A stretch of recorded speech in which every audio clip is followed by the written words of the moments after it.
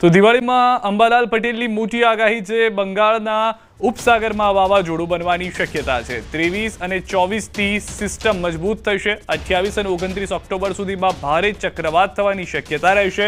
પવનની ગતિ 100 થી 150 કિલોમીટર પ્રતિ કલાક જેટલી રહેશે। બંગાળ ઉપસાગરમાં 23 અને 24માં એક વાવાઝોડું આકાર લેતું જોવા મળશે। 28 અને 29 સુધીમાં આ વાવાઝોડું ભારે ચક્રવાતમાં ફેરવાઈ શકે છે। બંગાળ ઉપસાગરમાં ભારે વરસાદ થઈ શકે છે।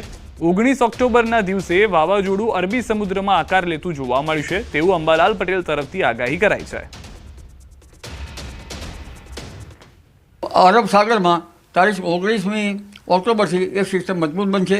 વેલમાર્ક લો પ્રેશરમાં ફેરવાશે અને ધીરે ધીરે આ હલચલ મજબૂત જોતી જોવા મળશે। પરંતુ તે પછી જોવા જઈએ તો બંગાળ ઉપસાગરમાં એક સિસ્ટમ બની રહી છે। આ સિસ્ટમ મજબૂત છે અને ભારે ચક્રવાત બની શકે તેમ છે। આ અંગે લગભગ તારીખ 23-24માંથી બંગાળ ઉપસાગરમાં સિસ્ટમ બનવાની શક્યતા રહેશે અને આ સિસ્ટમ લગભગ ચક્રવાત બનીને દક્ષિણ પૂર્વીય તટો પર ખબર લઈ નાખે તેવી બનશે। લગભગ 100 કિલોમીટર ઉપરનો પવન ફૂંકાશે અને ક્યારેક 150 કિલોમીટર પર અવરના પણ પવન ફૂંકાવાની શક્યતા રહેશે। આ સિસ્ટમની અસર જે છે એ દક્ષિણ ભારતમાં થવાની શક્યતા રહેશે અને દક્ષિણ ભારતમાં આ સિસ્ટમ પ્રવેશ કરશે। લગભગ આ સિસ્ટમ 28-29 તારીખ સુધીમાં વધારે સક્રિય રહેવાની શક્યતા રહેશે। અને હવે વાત મીઠાઈ પર ચાંદી નથી, એલ્યુમિનિયમ છે ની।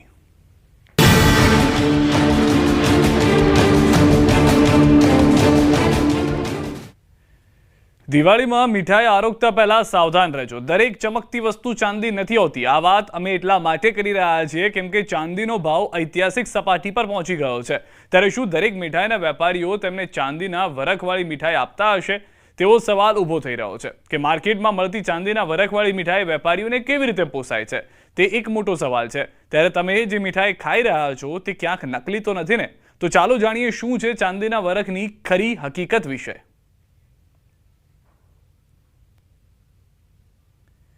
તો દિવાળીના તહેવારમાં તમે જે મીઠાઈ હોંશે હોંશે ખાઈ રહ્યા છો એ મીઠાઈ એલ્યુમિનિયમના વરખવાળી તો નથી ને?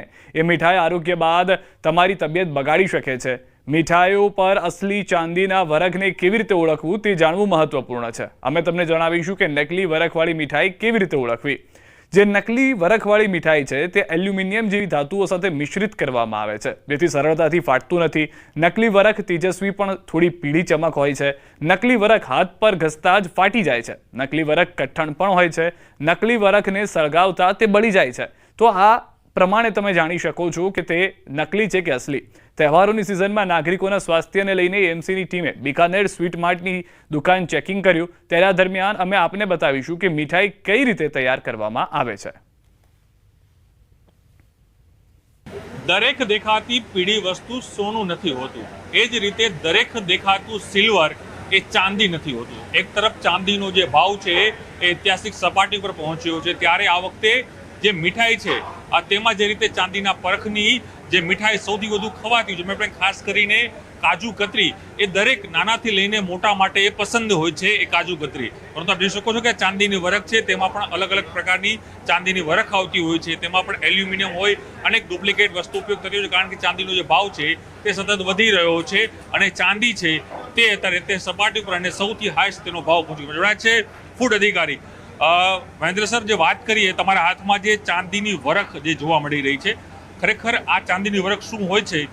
ખાવા માટે કેટલી ફાયદાકારક હોય છે અને જે ડુપ્લિકેટ જો આ ચાંદી મળે તો કેટલી હાનિકારક આ ચાંદી હોય છે?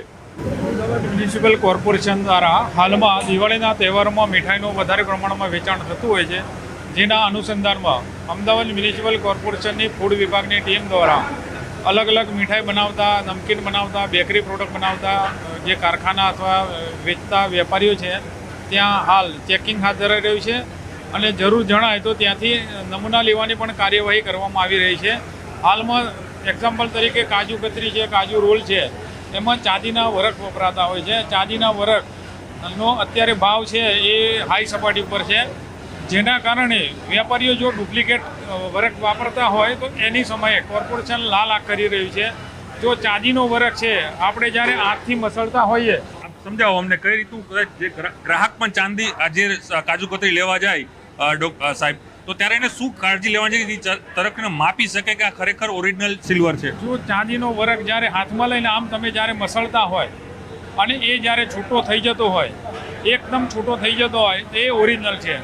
અને જ્યારે એની ગોળ જો પિંડી બનતી હોય તો એ ઓરિજિનલ ચાંદીનો વરખ નથી, એ આપણે નરી આંખે જોઈ શકીએ છીએ. ઓકે, એટલે ચાંદી જે રીતે આપણે જ્યારે કોઈ વ્યક્તિ ગ્રાહક જ્યારે પોતાની સ્વીટ લેવા માટે પહોંચે ત્યારે એને બે વસ્તુ ખાસ ધ્યાન રાખવાની હોય છે કે જે ચાંદીની વરખ હોય છે તે પોતે જ્યાં ઘરે પોતાના હાથે ટેસ્ટ કરી શકે. એટલે ફરી એકવાર મારા દર્શકોને બતાવશો કઈ રીતે એ વ્યક્તિ જેને એ પારખી શકે કે તમે જે લઈ રહ્યા છો તે મીઠાઈમાં કેટલું સિલ્વર છે.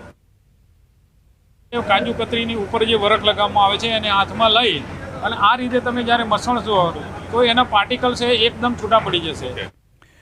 તો બિકાનેર સ્વીટ માર્ટના મેનેજરે કહ્યું કે અમે ચાંદીનો વરખ દિલ્હીથી મંગાવીએ છીએ અને ચેક થયા બાદ જ તેનો ઉપયોગ કરાય છે. છે બધા બહુ ખૂબસૂરતી ઉજવે છે. દર વખતે વધારો થાય છે બધી વસ્તુમાં, ભાવ પણ વધારો છે અને સેલ પણ વધારો થાય છે અને બહુ સારું છે. ખાસ કરીને કાજુ કતરી સૌથી લોકોની પ્રિય વસ્તુ હોય છે, એટલે એ કઈ રીતે ડિમાન્ડ વધી પણ અત્યારે શું ઘણી બધી વેરાયટી પણ વધી ગઈ છે. કાજુની મીઠાઈની ફેન્સી મીઠાઈની વેરાયટી વધી ગઈ, તો કાજુ કતરીની ડિમાન્ડ તો ફૂલ છે, એ તો અનલિમિટેડ ડિમાન્ડ છે. એને સિવાય વેરાયટી છે અમારું જોડે ઘણી બધી વેરાયટી કાજુમાં, રોલ છે, બોલ છે, બધા છે, પણ એની પણ વેરાયટી ખૂબ ચાલે છે.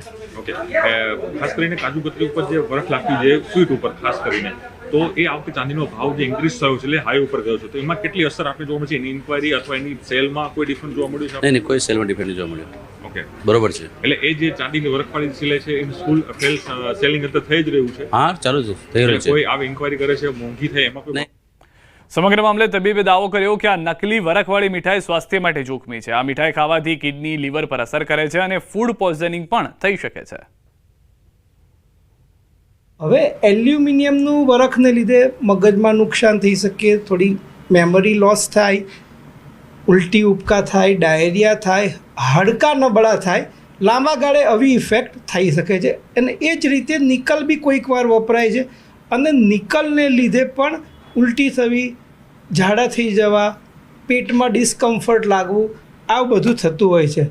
એટલે તમારે કોઈ પણ જગ્યાએથી મીઠાઈ લો એના માટે સ્પેશિયલ જાણી લેવું પડે કે એ લોકો વરખ શેનું વાપરે છે.